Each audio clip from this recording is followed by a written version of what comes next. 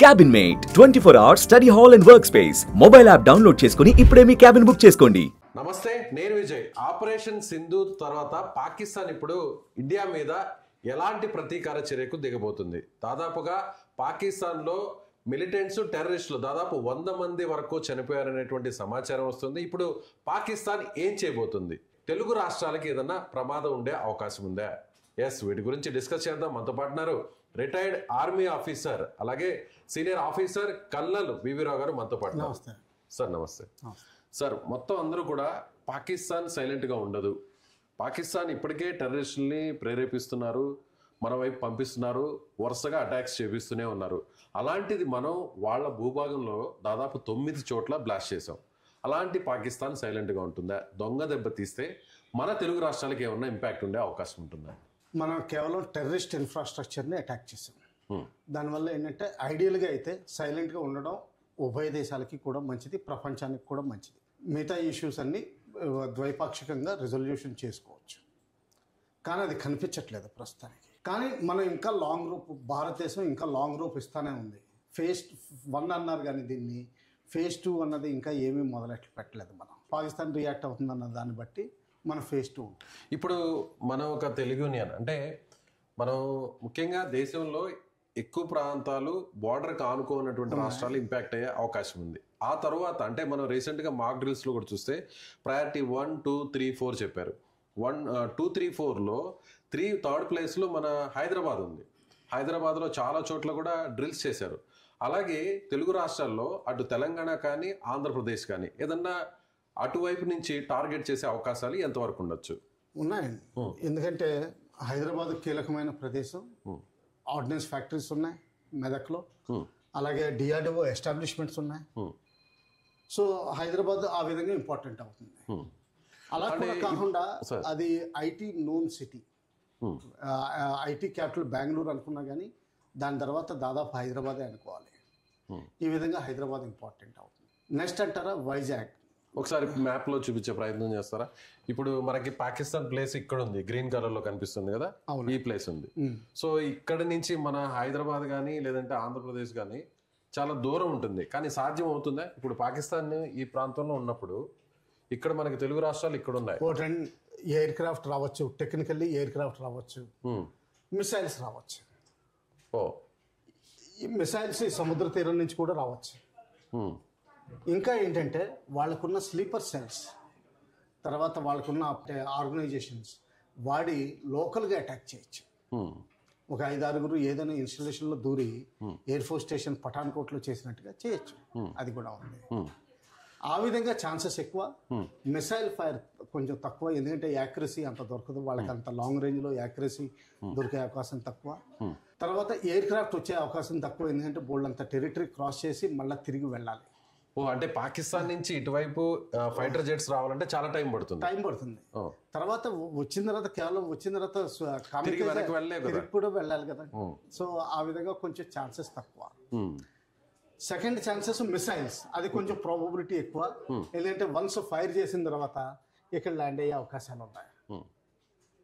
అంటే అంత టార్గెటెడ్ గా ఉన్నటువంటి లొకేషన్స్ మన తెలుగు స్టేట్స్ లో ఏమున్నాయంటారు? హైదరాబాద్, బేసికలీ హైదరాబాద్, వైజాగ్, దాని తర్వాత కొంతవరకు కాకినాడ, ఎక్కడైతే యాంఫిబియస్ ఎక్సర్సైజెస్ ఇవన్నీ చేస్తామో మన నేవీ.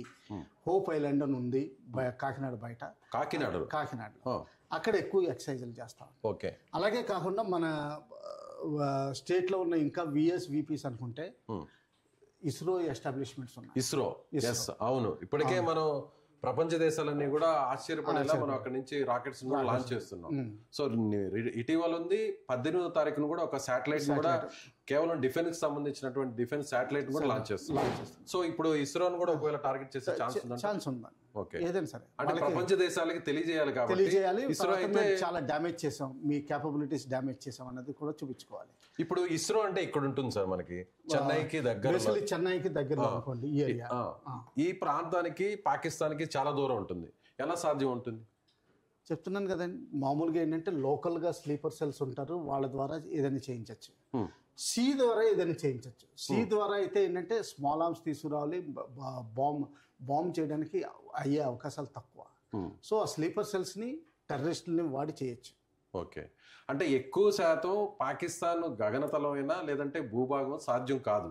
ఒకవేళ మన తెలుగు రాష్ట్రాలను టార్గెట్ చేయాలంటే కేవలం సీ ద్వారానే టార్గెట్ చేయొచ్చు. సీ ద్వారానే టార్గెట్ చేయొచ్చు. అలాంటి వెపన్స్ వాళ్ళ దగ్గర ఉన్నాయా సీ నుంచి అటాక్ చేయడానికి? ఉన్నాయండి. అంటే ఏంటంటే బేసికలీ బాంబేలో ఎలా చేశారో ఓ చిన్న మెయిన్ బోట్లో వచ్చి ఒక చోట దిగిపోయి చిన్న బోట్స్ తీసుకుని షోర్కి వచ్చి డైరెక్ట్గా అటాక్ చేసే అవకాశం ఉంది. వాళ్ళు మెషిన్ గన్స్ ఇవన్నీ తీసుకురావచ్చు, సబ్మెరీన్ తీసుకురావచ్చు. వాళ్ళ దగ్గర సబ్మెరీన్స్ ఉన్నాయి. సబ్మెరీన్స్ నుంచి ఫైర్ చేయొచ్చు మిసైల్స్. అదే ఇప్పుడు సబ్మెరీన్ అన్నారు సార్, ఈ ప్రాంతంలో పాకిస్తాన్ ఉంది, ఇప్పుడు ఈ ప్రాంతంలో ఉంది, మనం ఇంకొక మ్యాప్ లో చూపిద్దాం. ఈ ప్రాంతంలో ఉంది సబ్మెరీన్స్. ఇప్పుడు ఇటువైపు నుంచి మన తెలుగు రాష్ట్రాల వైపు రావాలంటే చాలా టైం పడుతుందండి. ఈ కరాచీ బేసికలీ కరాచీ ఏరియా, ఉమరా ఈ ఏరియాలో ఉన్నాయి. ఇక్కడ నుంచి మొత్తం చుట్టూరు మన వెస్టర్న్ ఫ్లీట్ ని క్రాస్ చేసి ఇలా రావాలి. కానీ అటు రావాలంటే టైం పడుతుంది కదా. టైం పడుతుందండి. లేకపోతే మనకేం తెలుసు, ఒకవేళ ఆల్రెడీ దాక్కుని కూడా ఉండొచ్చు 1971 వార్లో చేసినట్టు. అంటే ఇప్పుడు ఇంకొక డౌట్ కూడా ఏంటంటే చైనా కూడా సపోర్ట్ చేస్తుంది. చైనా కూడా ఆల్రెడీ కొన్ని సబ్మెరైన్స్ ని కూడా అరేబియన్ సీలోకి పంపించింది అని చెప్తున్నారు. కరాచీలో ఒకటి లీజ్కి ఇచ్చిందని కూడా రిపోర్ట్ ఉందండి. పాకిస్తాన్కి అద్దెకి ఇచ్చినట్టు. సో దానివల్ల కూడా కొంత ఇంపాక్ట్ ఉండే అవకాశం ఉంది. కానీ అది పాకిస్తానీ మ్యాన్ పవరే వాడాలి, కానీ జనరల్గా వాళ్ళు రిస్ట్రిక్షన్స్ పెట్టుంటారు చైనాది వాడకూడదని. ఒకవేళ సింక్ అయింది అనుకోండి, లేకపోతే మనం క్యాప్చర్ చేసామనుకోండి, వాళ్ళ టెక్నాలజీ అంతా రివీల్ అయిపోతుంది. ఒకవేళ వాళ్ళు అటాక్ చేయడానికి వచ్చినా కూడా దాన్ని మనం ఆపడానికి ఆ శక్తి సామర్థ్యాలు అయితే మన వైపు ఉన్నాయి. అటు సీ నుంచి చేసినా కూడా, లేదంటే ఎయిర్ స్పేస్ నుంచి చేసినా, ల్యాండ్ నుంచి చేసినా అంత ఈజీ అయితే కాదు. ఒకవేళ పాకిస్తాన్ మన వైపు ఉన్నటువంటి ప్రాంతం మీద అటాక్ చేయాలనుకుంటే దాన్ని వెంటనే నిరోధించేటువంటి టెక్నాలజీ మన దగ్గర ఉంది. మన దగ్గర ఉందండి. ఇప్పుడు సీలో అయితే ఎలా అటాక్ చేయొచ్చు, మనం అడ్డుకోవచ్చు? సీలో అయితే అంటే మన కోస్ట్ గార్డ్ ఉంది. కోస్ట్ గార్డ్ వాళ్ళకి షిప్స్ ఉన్నాయి, అలాగే పెట్రోలింగ్ బోట్స్ ఉంటాయి వాళ్ళ దగ్గర. తర్వాత వాళ్ళ దగ్గర గన్స్ అవి కూడా ఉంటాయి. ఏ మాత్రం సిగ్నేచర్స్, ఎలక్ట్రానిక్ సిగ్నేచర్ దొరికినా, ఇటువంటి అనుమానాస్పదమైనది లేకపోతే ఎటువంటి సస్పిషియస్ బోట్ దొరికినా వాళ్ళు వెంటనే సెట్ చేసి దాన్ని హాల్ట్ చేసి సెట్ చేసి అప్పుడు కానీ వదలరు. అవసరమైతే వాళ్ళకి అరెస్ట్ పవర్స్ కూడా ఉన్నాయి. వాళ్ళు అంతకుముందు చాలా చేశారు. ఒకప్పుడు ఆపరేషన్ స్వాన్ అని కూడా నడిపారు. ప్రస్తుతానికి ఉందో లేదో నాకు తెలియదు, కానీ వాళ్ళు వాళ్ళ ఓన్ డ్రిల్స్ ఉంటాయి. ఓకే, దానికి సపరేట్ ఫోర్స్ ఉంది. ఇంకా మెయిన్ ఏంటంటే మనం భయపడాల్సింది ఏంటంటే ఈ 0.5 ఉన్న ఫోర్స్ ఉంది చూసారా, అంటే ఉన్న స్లీపర్ సెల్స్ టెర్రరిస్టులు వచ్చి ఏదైనా చేయొచ్చు. అది మెయిన్ ఇంపాక్ట్ ఉంటుంది. సో డైరెక్ట్ గా కంటే కూడా ఇండైరెక్ట్ గా అటాక్ చేసే అవకాశాలు ఎక్కువగా ఉంటాయి. సో వాటిని అడ్డుకునేటువంటి శక్తి సామర్థ్యాలు కూడా మన వైపు ఉన్నాయి. కానీ ఏంటంటే అటాకర్ కాబట్టి అలాంటి చాయిస్ ఎక్కువ ఉంటుంది. మనకి చాయిస్ సెలెక్ట్ చేసుకోవాల్సి ఉంటుంది, అది కష్టం అవుతుంది. సో అందుకని చెప్పి మనుషులందరూ జాగ్రత్తగా ఉండాలి, అబ్జర్వ్ చేస్తూ ఉండాలి, రిపోర్టింగ్ చేస్తూ ఉండాలి, కమ్యూనికేషన్స్ ఓపెన్గా పెట్టుకోవాలి. ఇది చేయాల్సిన అవసరం ప్రతి పౌరుడికి దూరంలో ఉన్నా కానీ ఉందండి. సో ఫైనల్గా మీరేం చెప్తారు? సివిలియన్స్ అందరికి కూడా, ఇండియాలో ఉండే వాళ్ళందరూ కూడా ఎలా అలర్ట్గా ఉండాలి? ఆల్రెడీ గవర్నమెంట్ ఆఫ్ ఇండియా కూడా మాక్ డ్రిల్స్ని కండక్ట్ చేసింది. ఎలా వెంటనే అలర్ట్గా ఉండాలి, వెంటనే సేఫ్ ప్లేస్కి వెళ్ళాలనే దాని మీద కూడా డ్రిల్స్ చేసింది. మీరేం చెప్తారు as a senior army officer? Main అందరూ అబ్జర్వెంట్గా ఉండాలండి. ఏ మాత్రం తెలిసినా చేయాలి. ఇంకా లోకల్ డ్రిల్స్ అంటారా, అవి ఎలాగ ట్రైనింగ్ అవుతారు. ఈ మాత్రం జాగ్రత్తగా ఉండాలండి. అలాగే ఇంకోటి చూడాల్సింది ఏంటంటే స్పిరిచువల్ ప్లేసెస్. ఎందుకంటే హిందూ ముస్లిం మతానికి డివైడ్ తీసుకురావాలని చూస్తున్నారు.